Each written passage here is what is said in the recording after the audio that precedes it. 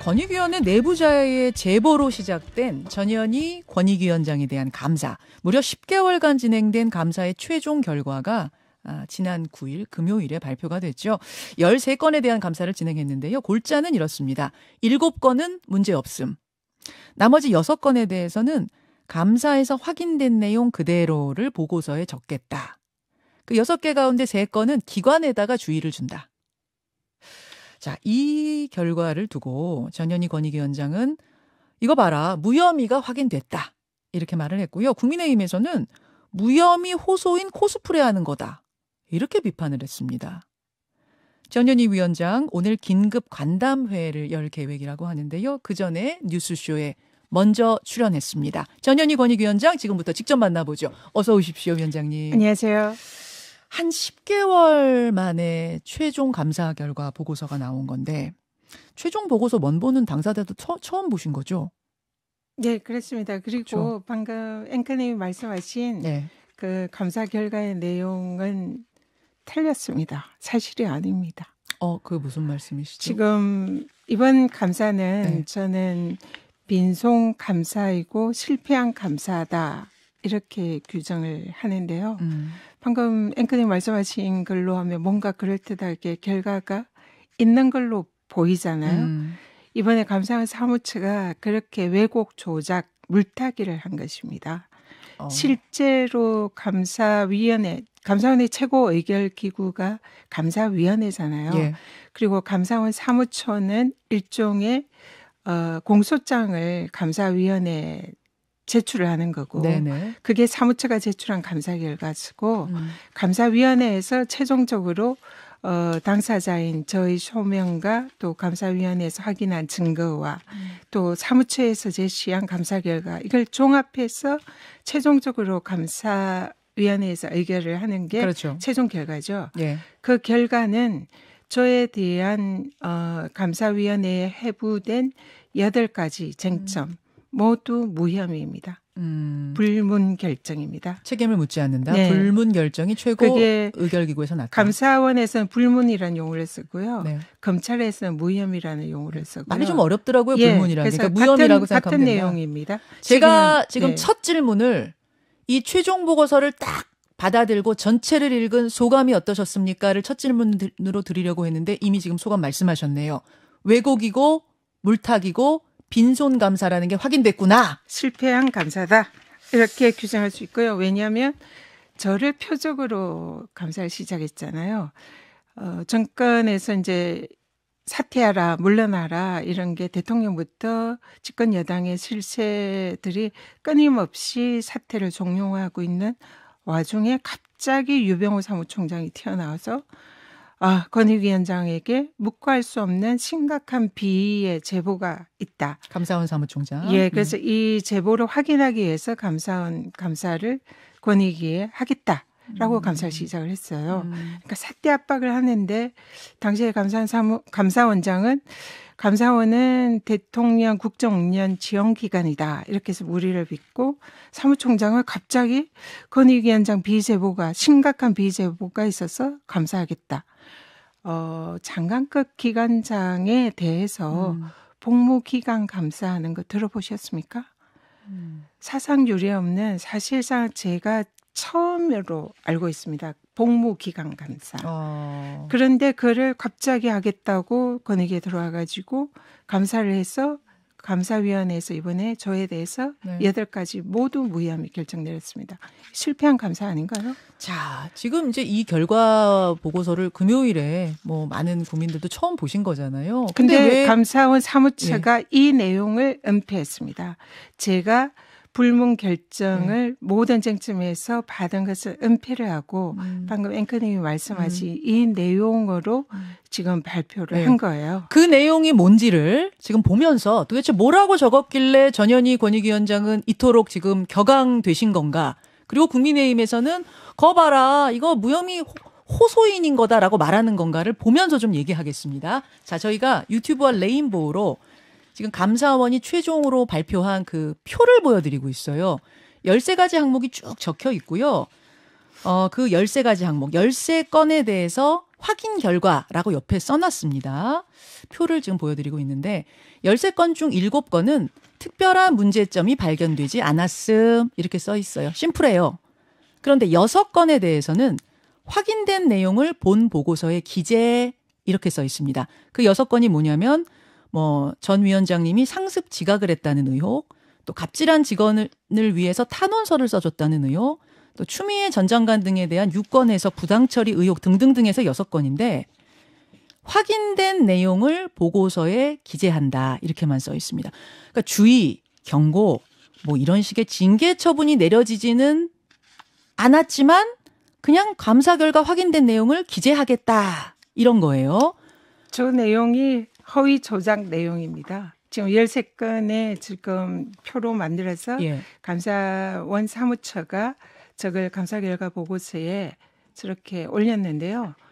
지금 두 번째 법률사무소 차명 운영 의혹. 네. 저거는 제보가 완전히 허위 무고 제보고 그래서 감사원 사무처에서도 아예 저거는 감사 결과로 감사위원회에 올리지 않은 겁니다. 그런 거를 저를 망신주기해서 족을 제보 내용을 저렇게 담은 거고요. 지금 제가 말씀드리는 거는 저기 내용이 대부분 그렇습니다. 근데 제가 말씀드린 내용이 정확한 것이 아까도 말씀드렸지만 제보 내용은 저거 외에도 10건 이상이 넘습니다. 제보 네네. 쟁점 자체가. 네. 근데 감사원 사무처에서 저에 대한 대부분의 제보가 허위 무고고 사실상 위법성이 없다고 사무처에서도 확인을 했습니다. 예. 그래서 그 내용을 아예 감사위원회에 올라가질 않았어요. 그래서 지금 제가 말씀드리는 거는 감사원 사무처가 자체적으로 제보를 조사를 해서 이건 좀 문제가 있다라고 생각한 공소장에 해당되는 거를 감사 결과로 감사위원회에 올린 게 저에 대한 8가지 쟁점이에요. 그거에 이제 구체적으로는 유권 해석과 관련되어 있는 4가지 사안, 보도자료와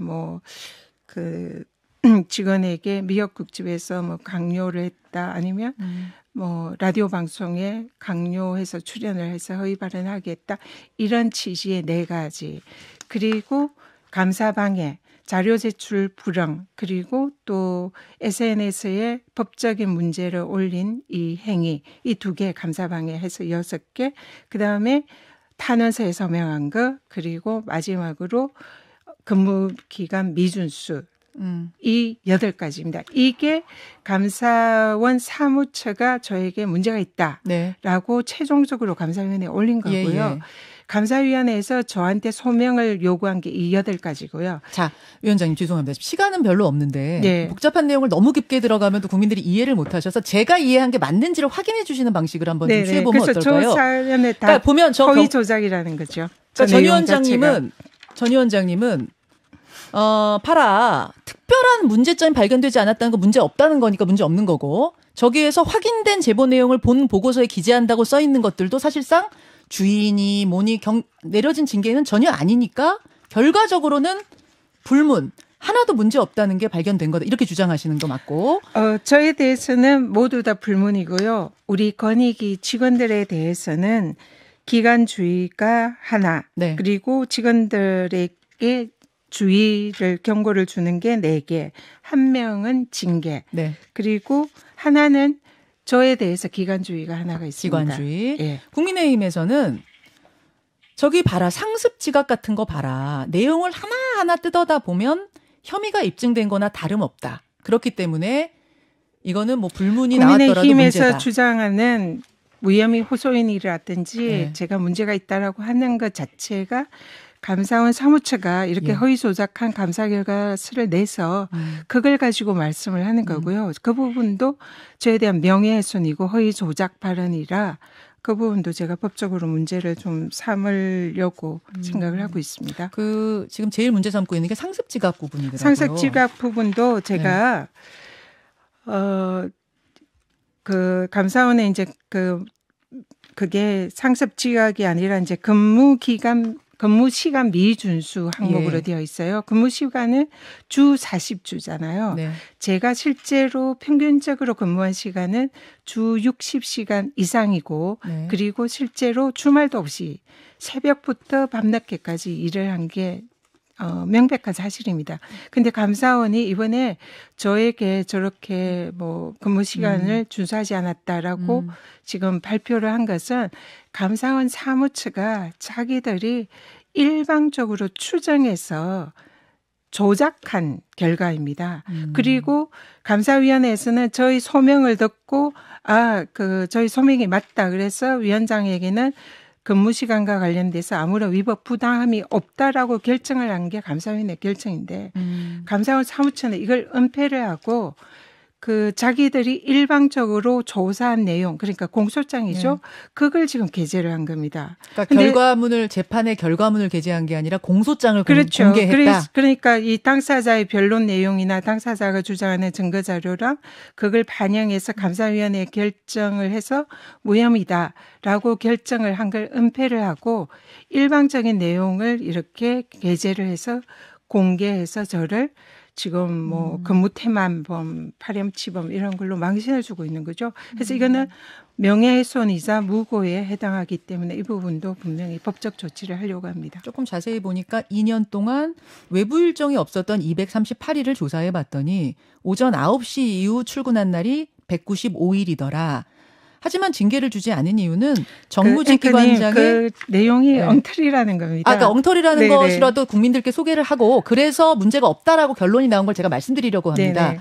정무직 기관장의 출근 시간 규정이 딱 정해진 게 없기 때문에 말씀하신 대로 그래서 이것은 문제가 없다라는 결론을 감사위원회가 냈다. 이렇게 된 거예요. 네, 그 내용도 맞는 얘기지만 실제로 감사원 사무처가 이번에 저희 출장일 때 출장 가면은 9시 출근합니까?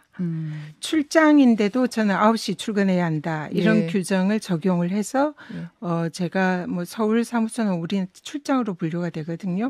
그 경우에도 제가 지각을 했다.